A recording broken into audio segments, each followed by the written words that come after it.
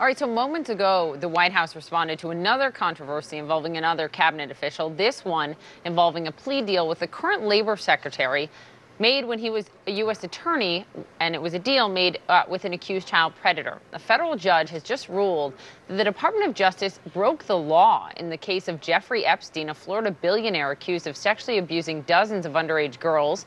This was in 2008 when Epstein avoided a federal trial completely and served only 13 months in prison after pleading guilty to 2 state prostitution charges, Jim. All of that was part of a plea deal that he made with then U.S. Attorney in Florida, Alexander Acosta. He is now the sitting labor secretary. A federal judge now says that Epstein's alleged victims were not conferred with about that plea deal. They didn't know, and that violates federal law. Joining us now, CNN's Jessica Schneider. Does the White House have a response to this? Yeah, they just talked about it. Sarah Sanders was outside the White House. This is how she put it. She said they're looking into it, but then she said it's a complicated case, and she defended the prosecutors at the time for what she said was making the best possible decision. So here's the backstory on this. And it's really important because it was the president's current labor secretary, Alexander Acosta, who gave this so-called deal of a lifetime, as the Miami Herald called it when they looked into it, to Jeffrey Epstein, this Palm Beach billionaire. So back in 2008, Epstein was accused of sexually abusing 36 underage girls in a sex ring that spanned from New York to Florida to the Caribbean. And despite that wide-ranging allegation, though, the Miami Herald reported in November that Acosta, who was the U.S. attorney in Miami at the time, they say he met with one of Epstein's attorneys and really struck a deal where Epstein would avoid a trial and where he would only have to serve 13 months in a county jail. So now a judge just ruling saying that the Justice Department, what they did was illegal since they never alerted the victims in this case, which is actually something that is mandated by law. So here's Sarah Sanders' response to this in response to the judge's ruling this morning. My understanding is it's a very complicated case, something we're certainly looking into, but that they made the best possible decision and deal they could have gotten at that time. But again, that's something we're looking into, and we'll keep you posted as we have something more. Does the president still have confidence in the labor secretary? Again, we're looking into the matter. I'm not aware of any changes in that front. So important to note here, Jeffrey Epstein, he's politically connected, and he does count Donald Trump among his contacts. So the question, Jim and Poppy, what comes next after this judge's ruling that DOJ broke the law? Well, the judge said, hey, parties, come back to me, tell me what we should do. So there really isn't a remedy here, and it's unclear, if anyone will pay for this breaking of the law. I mean, the thing is, not only did they not confer with the victims, they actively hid it from them, and there seem to be emails to substantiate that. It's an incredible case. Jessica Schneider, thanks very much. All right. Okay, a federal judge in Miami has ruled that a team of federal prosecutors led by Alex Acosta, who is now Secretary of Labor for President Trump, broke the law by hiding a plea agreement from more than 30 underage victims who accused billionaire hedge fund manager Jeffrey Epstein of sexual abuse. Acosta, who was the U.S. attorney for the Southern District of Florida in 2007, declined to prosecute Epstein under federal sex trafficking laws, allowing him to plead guilty in state court to 2 prostitution charges and serve 13 months in county jail. Thursday's ruling said Acosta's team violated the Victims' Rights Act by concealing their actions from the girls, who are mostly between the ages of 13 and 16 years old at the time, stripping them of their right to object and misleading them into thinking federal prosecution was still a possibility, and by sending letters to the victims requesting their patience with the investigation, even after the government entered into the non-prosecution agreement. The deal received renewed attention after a series of investigative articles by the Miami Herald's Julie K. Brown, prompting Senate Judiciary Committee member Ben Sasse to prod the Justice Department to open a probe into these decisions. Epstein's lawyer did not return a call from the Herald yesterday. Speaking for Acosta, a Labor Department spokesman said the decisions were approved by the Justice Department and followed procedures. Joining us now, the investigative reporter who broke open this story, the Miami Herald's Julie Brown, and MSNBC legal analyst Danny Savalas back with us as well. Julie, Congratulations on your incredible reporting. But as it continues, what are the questions that still remain in your mind, given all the work you have done?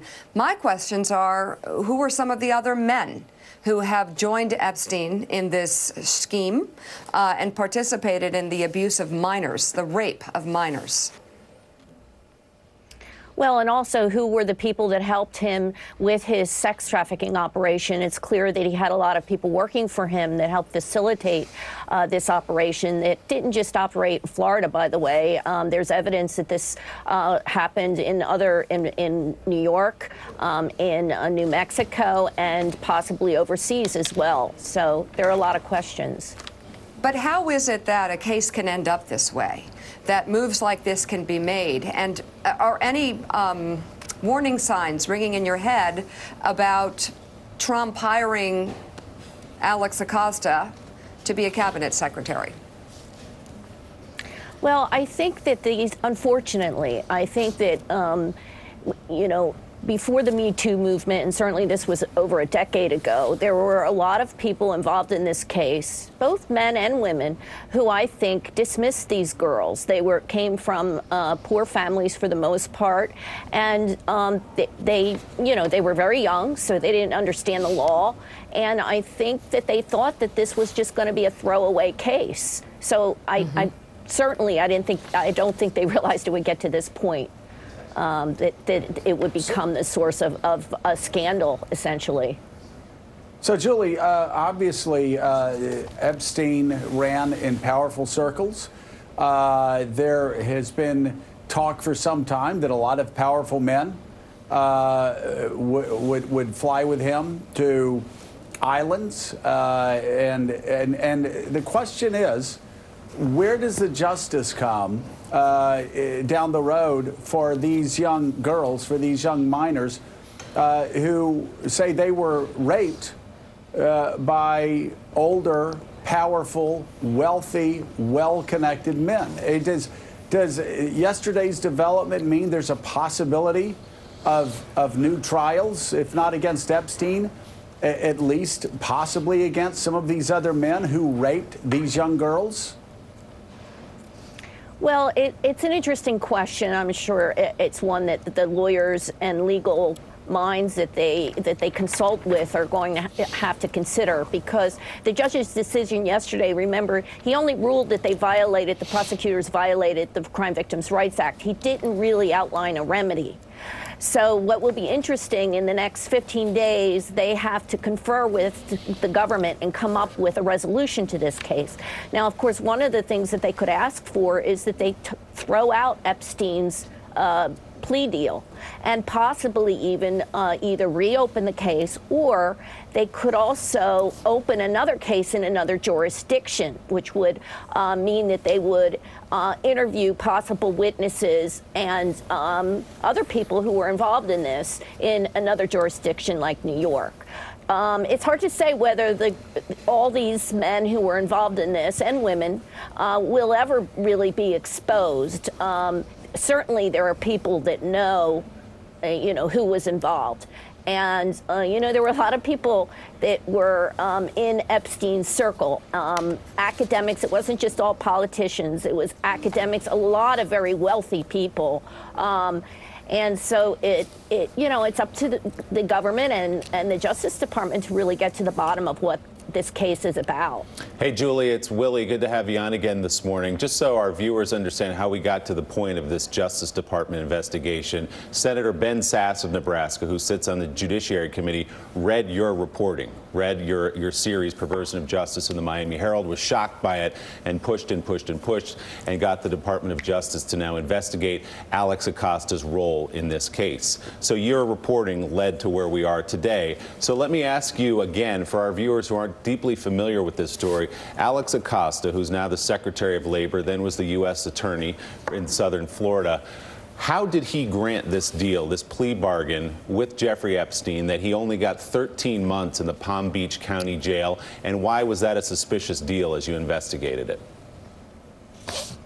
Well, if you read the judge's opinion, the judge really went out of his way to detail the correspondence, the letters and emails that were being passed back and forth between Epstein's attorneys and prosecutors, including Alex Acosta, who there are a number of emails and letters that were written by him that clearly show that they were working in conjunction with Epstein's attorneys to keep this quiet. They were essentially trying to, you know, not, there's reference in many of these letters and emails, we've got to keep it away from the victims. We don't want them to know this. We don't want the public to know this. We'd like to, you know, do this in another jurisdiction so that no one finds out about it. I mean, if everything that prosecutors were doing was above board, then why did they try to keep it secret? I mean, that's one thing that Alex Acosta, no one has really answered. You know, they say, well, this was approved at all levels of the Justice Department. Right. Well, if that's true, then why did they keep it secret? That's what people don't understand. Julie, what would be Alex Acosta's incentive to do that? Why would he want to suppress all this information? Why would he want to be quiet? Why would he want to keep it away from the victims and keep them out of this? What was in it for him? Why would he behave this way as a U.S. attorney? Well, think about it. He is the labor secretary. He's a cabinet member. So, his career and the careers of several of the other people involved in this case only advanced after this happened, despite, there were, stories about this over the years, but they still managed to advance in their career. How does someone who signed off on a deal for an accused sex trafficker get to be Secretary of Labor? I mean, that's the big question. That's a huge question. And that is a big I question mean, that reporters how does that happen? will obviously be following for some time. Donnie Deutsch, it always struck me. I was always shocked. I would sit on the set. I'm not from Manhattan, not a creature of Manhattan, obviously, but I would sit on the set and hear people from time to time come up, talk about this Jeffrey Epstein, talk about Orgy Island, talk about this sex trafficking, talk about young girls, and I always sat there asking the same thing. Like, why is there no justice here? So again, for people that aren't from Manhattan, that don't know who this guy is, talk about the rich and powerful people that were always swirling around him. Yeah, I mentioned last week on the show experience that I had with him, where he kind of like tried to kind of suck me into that world, and in 30 seconds I could see there was something very, very wrong here. And I think the real, and Julie, I don't know if you're ever going to go there, but to really dig into the highest of the high, and not just one, men in this who had friendships with him. And that, I don't know where that story goes, but, and it's not just one, but the highest level that you can go to had genuine friendships with this man. And Julie, I mean, without naming names, you know where I'm going with this, and it's not one, it's two. Have you peeked into that? Yeah, I think a lot, me and a lot of other journalists have tried to go there and look into that, and I certainly think that there's more that could be yielded in that, especially with now the high profile of the case. I mean, the key is that some of these people who were involved in this really need to go public. I mean, he had people who worked for him, and it's been years now, and you just got to hope that maybe somebody comes forward, that somebody has a conscience and says, look, I was involved in this, I know what he did, and here's how it happened, and here's who was involved. I mean, really, you need some people on the inside, whether it's victims or people who work for him, to really come forward. And a lot of them are afraid. As you said, it's a lot of powerful people involved. Yeah. So Danny, that is the remarkable thing about this story. A lot of very powerful people involved, the most powerful people in this country in the past, possibly present.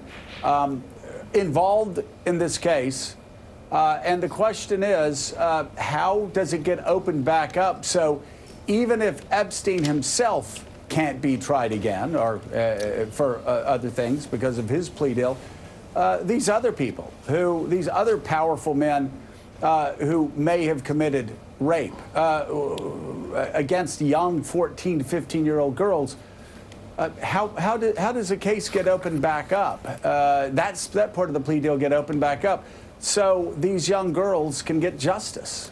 I'm not so certain Epstein is in the clear. The CVRA, the Crime Victims Act, allows for a non-prosecution agreement to be reopened, to be blown up, because the law applies not just after someone is prosecuted, but in the pre-prosecution stage, when it is merely being investigated. And that's when this non-prosecution agreement was arrived at. And because the prosecutors did not inform the victims and keep them apprised of what was going on, that potentially gives the judge the basis to dissolve this non-prosecution agreement. And it also, if this agreement is dissolved, consider also there are other U.S. attorneys in other jurisdictions that may have a crack at Epstein, depending on to what degree it's dissolved. For example, in the U.S. Virgin Islands, where I practice, Jeffrey Epstein has long been talked about. His island features prominently in the oceanscape there. And the U.S. attorney for the territory there may look at this case if she doesn't feel bound by the non-prosecution agreement or the absence of it, if the court decides it has to go away. What this opinion appears to be is the court giving the government the opportunity to come back and say, you know what, maybe this agreement should be dissolved. But if they don't, the law appears clear. The court has the power to break apart that agreement if it sees fit. So, Julie, kind of a basic question, but what are the locations where these alleged rapes took place? Palm Beach and also the island that he owns? Are there any other locations? Yeah. Am I correct in those? Well, one of his victims, Virginia Roberts, had been involved in litigation, and as part of that civil litigation, she had offered her statement about what happened to her. And she said that, of course, she was recruited in Palm Beach, but she then became part of his, sort of his life in that she traveled with him.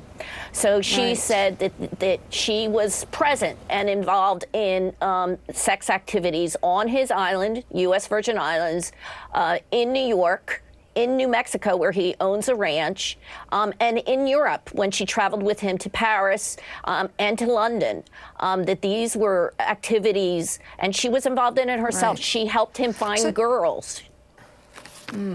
So how is it impossible at this point to get the logs of who traveled with him on his private jet to his island, for example?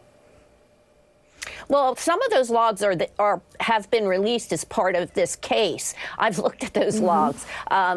The problem with the logs is these are his pilots putting the names of people on the plane, and sometimes they're just listed by two females or AL and GM, you know, they're just listing them by initials. So even the logs are suspect because, I mean, we don't know whether they're accurate or not. And really, who are these people when they say there were two females? You know, they don't list their names. You don't even know if this is underage girls or not. Any names of prominent people on those logs? You know, it's a lot of names. I've gone through them all. It's really a lot of very wealthy people, you know, socialites, even their families and their kids. I mean, these weren't all, I believe that, I'm sure that they weren't all sex flights. You know, he was very involved in charitable, he has donated millions of dollars to scientific and charitable foundations. And of course, there are a lot of people that wanted that money. And he, you know, they courted him, he courted them to be in these circles, especially the circles, I mean, Harvard University and a lot of their scientists were very involved with Epstein because he donated millions to the university for research. Fascinating. Julie Brown, thank you so much. And we note that you just received a prestigious George Polk Award for your work on this story. So congratulations. I know it's, thank you. You're not done yet, but thank you. Coming up, a federal judge